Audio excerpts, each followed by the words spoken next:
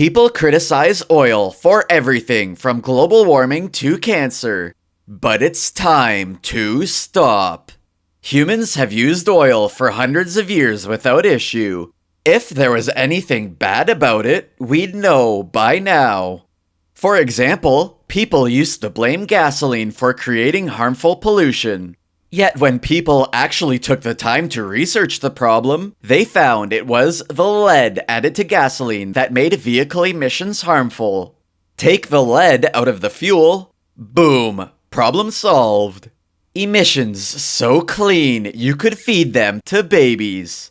We've had literally zero complaints since. People also criticize the extraction and transport of oil. Oil spills, leaky pipelines, and such. This is fear-mongering. The only so-called accidents happen far away from humans and hurt no one. What about the fish? Who cares about fish? Big oil, that's who. Fish travel from all over the world to swim in oil spills. Why? To grow third eyes and extra gills. Curing their blindness and sleep apnea. Remarkable. What about land-based ecosystems like wetlands? Wetlands? Seriously? I can turn on the hose in my backyard and create wetlands. They're not that special. To play devil's advocate, let's assume oil spills actually create some kind of minor disturbance. Now consider. Fish make homes in shipwrecks. Raccoons make homes in attics. Spiders make homes in your shoes. Animals are adaptable, and any negative outcome, unlikely as it may be, will be short-lived. Hurt animals? To the contrary, oil saves animals.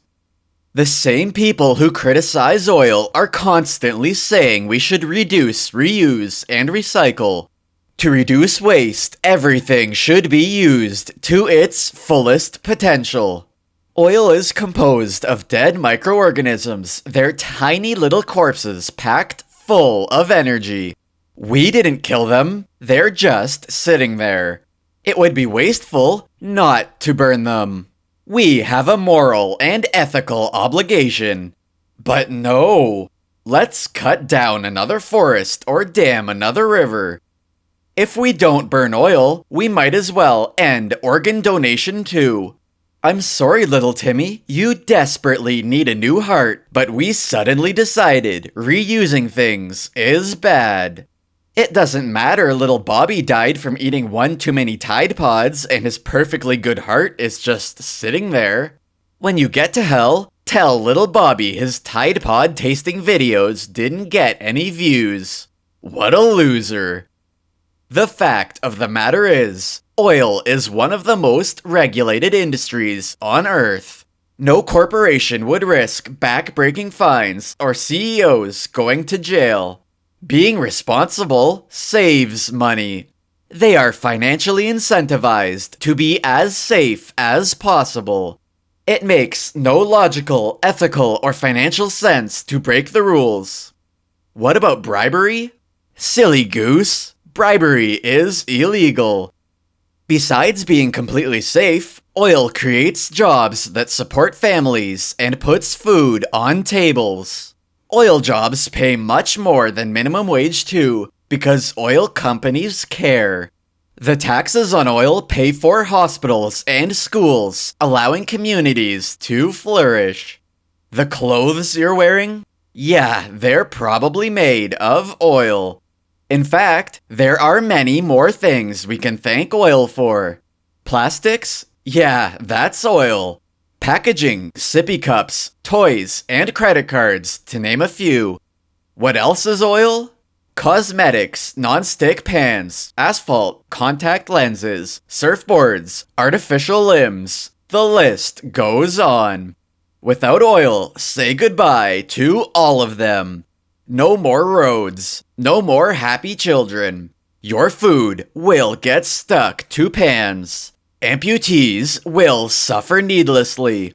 Your pimples will go uncovered. Basically, anything with poly in its name is oil. Polyester, polypropylene, polystyrene, polyamory, polywannacracker. To summarize, without oil, we'd be poor, naked, and unhappy. We'd have to cut down more trees and destroy the transportation system. Poor little fishes would swim around blind and suffer sleepless nights. Life as we know it would end. Yet some people want to tear it all down. They want children to starve and to make people homeless, to destroy schools and upend communities, to wreck the economy and bring back the Stone Age. Why? Besides the misguided sheep, there's a sinister force at work. As I proved previously, solar energy gives cancer, windmills cause climate change, hydro hurts beavers, geothermal comes from the devil, and bioenergy is pathetic. Renewable energy, despite being infinitely more terrible than the evils oil is accused of, profits greatly from oil disinformation, but it is simply a means to an end. Oil is an incredibly efficient source of energy. Cars drink gasoline and move thousands of pounds hundreds of miles on a single tank. The human equivalent would be drinking a cup of gasoline and winning the Olympic gold medal in the marathon, running backwards. The benefits of huffing gas fumes are well known, but I went one step further. I drank an entire gallon of gasoline. Evil doctors kidnapped me after I passed out from the ecstasy, then pumped my stomach to keep me from harnessing the near limitless power. But they could not take away my epiphany. Gasoline is the nectar of the gods. We don't need food. We don't need coffee or energy drinks. We don't need to be slaves to illegal drugs. Oil is the answer to everything. It's packed with nutrition and stimulation.